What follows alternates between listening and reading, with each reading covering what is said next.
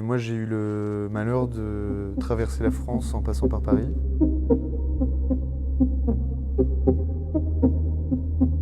De se retrouver donc avec un procès sous contrôle judiciaire, être obligé de pointer au commissariat toutes les semaines, interdiction de paraître en Île-de-France, plus voilà, les commodités de garde à vue qu'on a vécues au début de l'histoire.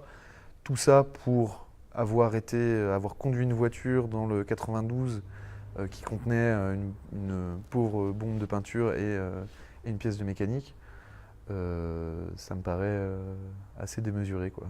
On a pris la route pour Lille, et là en faisant une pause pour aller dans une boulangerie, on s'est fait interpeller par une patrouille de police. On se fait arrêter, contrôler, et très vite, en fait, les policiers nous désignent une biellette de direction qui traîne au pied du passager. Et tout de suite, le chef de la patrouille me dit oui, mais attention, parce que là, avec ce qu'on vient de trouver dans votre voiture, donc la pièce de mécanique, la biellette de direction, avec ce qu'on a trouvé dans votre voiture, on peut vous placer en garde à vue sous le chef d'attroupement armé.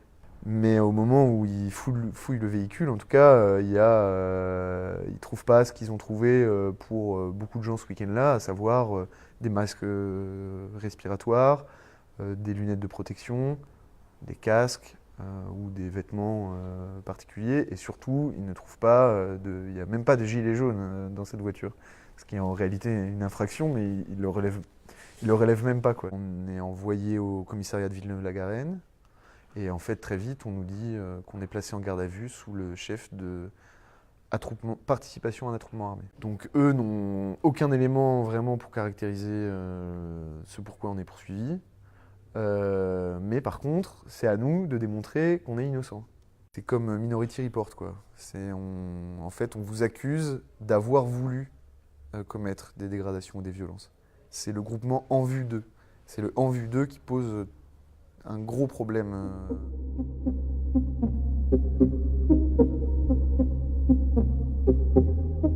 Et quelque chose qui est assez rare pour le noter, c'est qu'on a été indemnisé à hauteur de 500 € chacun.